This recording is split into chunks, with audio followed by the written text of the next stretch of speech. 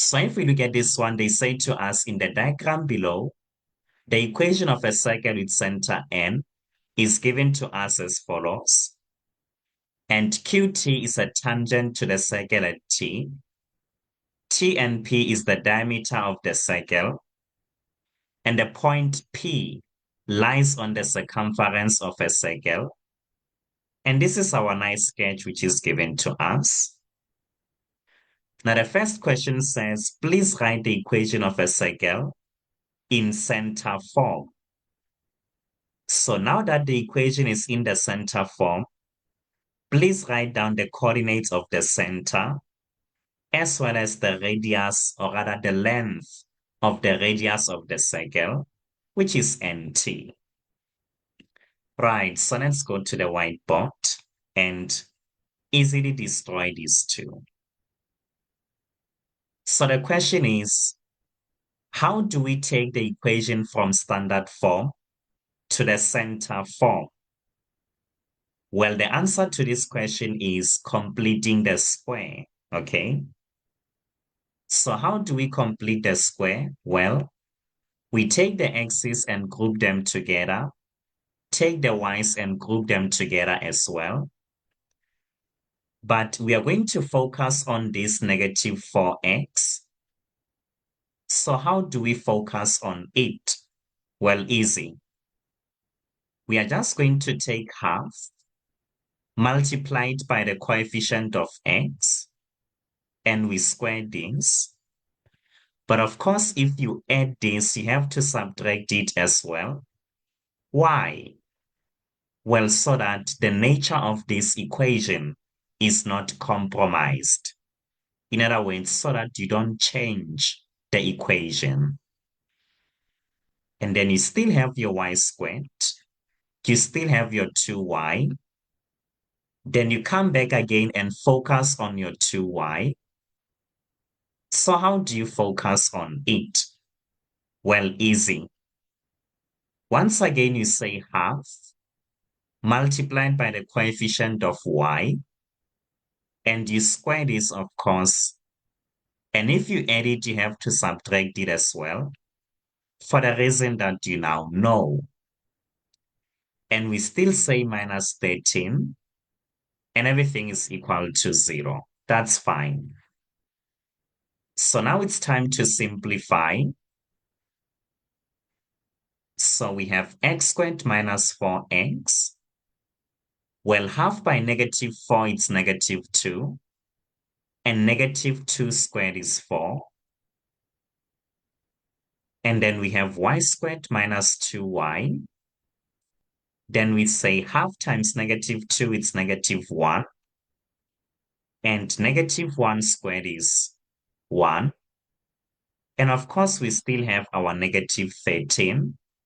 And everything is equal to 0. Well, that's fine.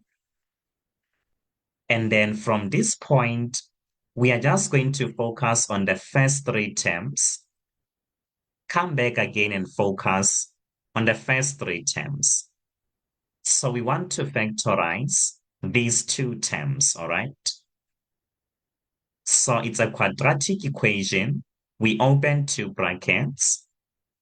Then we say factors of x squared, it's x and x. Factors of 4, that add up to 4. So it's going to be 2 and 2. But the signs of both of these have to be negative.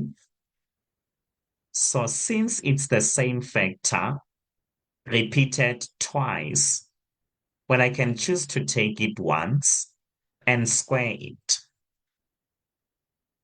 Now, similarly, when it comes to this y, well, I'm just going to have y minus 1, and then I square that. But of course, we still have numbers that are remaining, and it's these 3 numbers. So when you say negative 4 minus 1, it's negative 5. Negative 5 minus 13, it's negative 18. But of course, we understand that we need to take this 18 to the right-hand side, so it becomes positive. And what we did here was actually to write this equation, which was in standard form, to the center form. So this is what we now have. Okay, fine. So we are done answering the first question. They should be happy in the exam. Now the next question said, write down the coordinates of the center. Well, it's easy. The coordinates of N, it's just going to be 2 for the X coordinate and 1 for the Y coordinate. And it makes perfect sense because it's in the first quadrant and both of these are positive. Now, what about for the length of NT?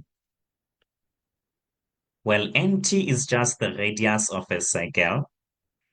And here we understand that the 18 is r squared, the square of the radius.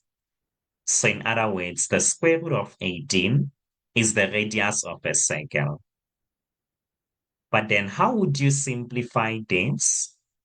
Well, of course, you write it as a product of two numbers, one of which is a perfect square. So you say it's 9 by 2. And then you say, what is the square root of 9? Well, it's 3. And the square root of 2 is 2. But don't forget to say units. So that is the length of NT. Okay, fine. So I'm just going to erase these ones. Or maybe I can choose to say, well, I'm just going to write the equation in center form here in case we might need it in questions that follow. You never know. So here we say it's x minus 2 squared. And then we have y minus 1 squared. And this is equal to 18, right? Oh, there was absolutely no need for us to write it. We could have just come and said, well, the coordinates of the point N are 2 and 1, over and out. So what does the next question say? Well, here they say to us, please determine the equation of the tangent QT in the form y equals mx plus c, all right? Okay, fine. So one thing we know about a tangent is that it's a straight line. And in order to find the equation of any straight line, you need to know the gradient of that line as well as any point that is lying on the line, all right? But now the problem when it comes to the tangent is that it only touches the graph or the circle in this case at one point only. So it means there is no other point that we can use in order to calculate the gradient. So it means we can't use the tangent in order to find its gradient. So we need to use the circle. Well, in this case, we are going to borrow a principle from Euclidean geometry. The one that says the radius NT is perpendicular to the tangent. Why do we need to use that principle? Well, it's because if we know the gradient of the line NT, then we understand that the product of the gradient of NT as well as the gradient of a tangent, it's going to give us -1. So using that, we can now find the gradient of the tangent line QT. Do you see that? So it's very easy to find the gradient of NT because anyway, we don't need the coordinates of the point T in order to find the gradient. We can easily use the point N as well as the point P because it's a single straight line, right? However, we do need the coordinates of the point T. Why? Well, it's because it's a point of tangency. It's the one that will be substituting into our slope midpoint form in order to find the value of C. So what's the first thing we need to do? Well, let's begin by finding the coordinates of the point T. So what is point T? Well, it's just the point that is lying on the circumference of the circle, right? But then we can see that the diameter, it's passing through the point T. So if TP is the diameter, then N is the midpoint of this diameter. So that's how we find the coordinates of the point T. Well, since we know the x value of the midpoint, which is 2, we are simply going to equate it to the x value at the point N plus the x value at the point T. But of course, we divide the result by 2. And we do the same for y. We say the y value at the center is 1. And this is equal to the y value at... Wait, am I speaking the truth? No, I'm not speaking the truth. No, I'm not supposed to say this. I'm supposed to say the x value at P plus the x value at T. Sorry about that. So the x value at P is just going to be 5. Yeah, this is what I was supposed to say. Sorry, guys. Then when it comes to y values, we say the y value at the center, which is 1, is equal to the y value at the point P plus the y value at the point T. And then we say, well, this is divided by 2. So now it's time for us to cross multiply because we want to solve for the x value at T. So we take this numerator and multiply it by that denominator. Take this numerator and multiply it by that denominator. So we have 5 plus x value at T, which is equal to 4. So it means the x value at point T, it's just going to be -1, right? Of course it is. So what about for the y value? Well, 1 is also divided by 1. And after successfully cross-multiplying, then this is what we are going to get. So this means the y value at T, it's just going to be -2. So it means the coordinates of the point of tangency, it's just going to be -1 and -2. Yeah, so we can come and write them there. -1, -2 like that, which is awesome. Then what is the next step? Well, we just need to find the gradient of the line NT. Well, we can now use the coordinates of the point T, right? So we come and say, well, in order to find the gradient of the line NT, we are just going to take the y value at N, which is 1, minus the y value at T, and this is divided by the x value at N, minus the x value at T. So in the numerator, we get a solid 3, and the same holds for the denominator, which means the gradient of NT is just going to be 1. But remember that we are finding the gradient of NT so that we can go to the tangent, right? And since we know that the gradient of QT multiplied by the gradient of NT is -1, well, if this gradient is 1 and the final answer has to be -1, then it means this one has to be -1, right? Of course it is. So here we can nicely conclude and say, well, the gradient of the tangent is -1. 1. Okay, fine. So what happens if the gradient of a tangent is -1? Well, it's now easy. We can now go to our slope point form and substitute, right? Okay, fine.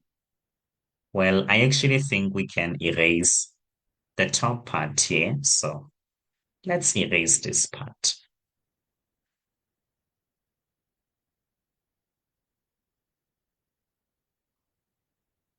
Yeah, let's erase this part.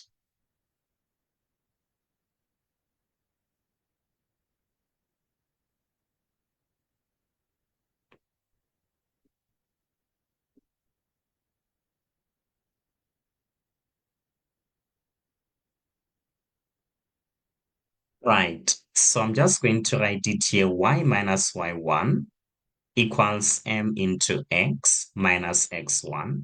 Of course, you can use y equals mx plus c. It's perfectly fine. So our y1 is the y coordinate of the point of tangent C. The gradient is -1. You can say -1 or just say negative there because anyway, we understand the coefficient is 1, right? And then your x1, it's just going to be -1. So now we have y plus 2, which is equal to negative into x plus 1. And of course, distributing the negative sign, we get negative x minus 1. And if we take -2 to the other side, it becomes negative. So this means the equation of a tangent is simply going to be -x minus 3. Right. So now we are happy and happy. Now, I think it's the last question that we need to look at. And the last questions are always boxing. So you need to make sure that you are on guard. Now, here they say to us, the circle with center S touches the circle with center N externally at T. And when they say two circles touch externally, it means they only touch at one point only, right?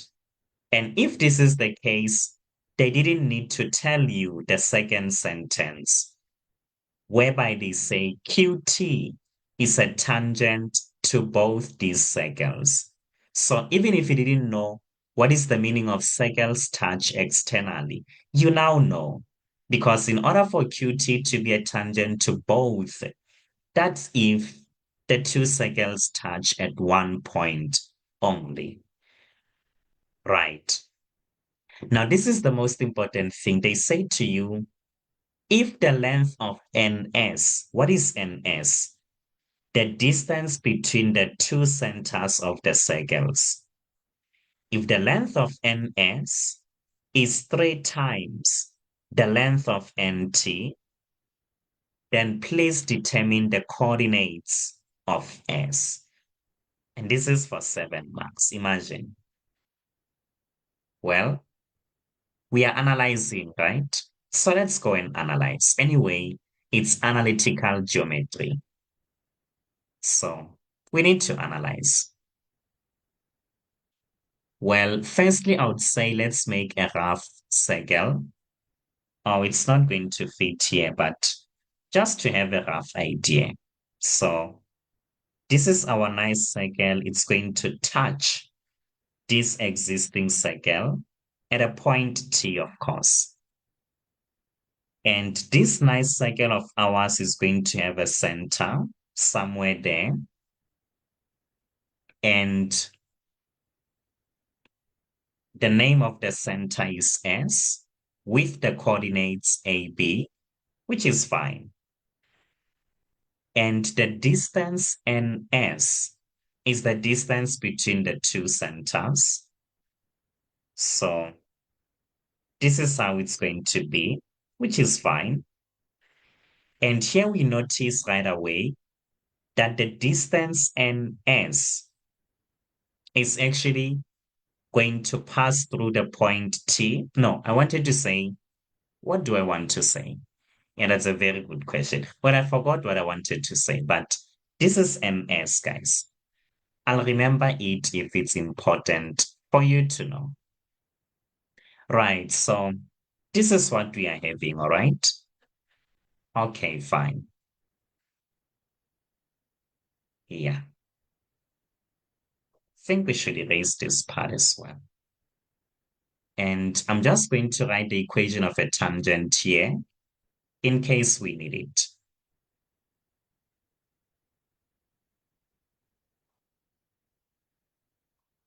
So for this one, we need to go to the relationship that they told us, the relationship between NT as well as NS. Because that's the key. That's what we need to use in order to find the coordinates of the point S.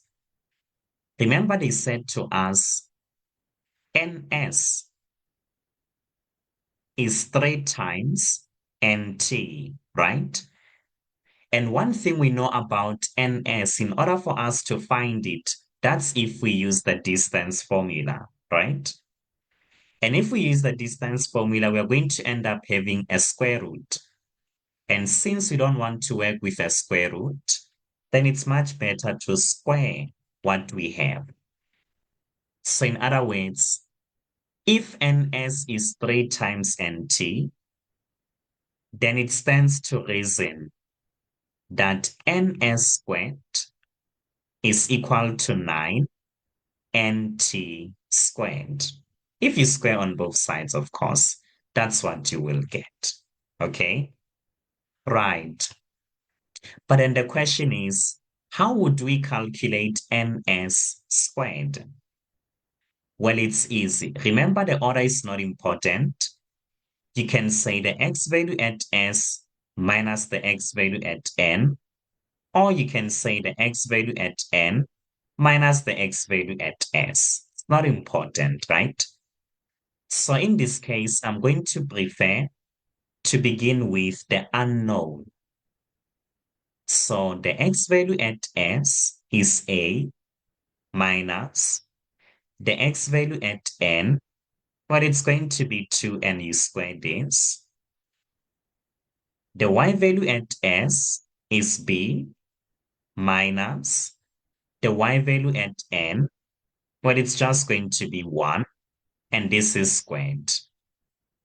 Then you say this is multiplied by, in fact, this is equal to 9 times the square of NT.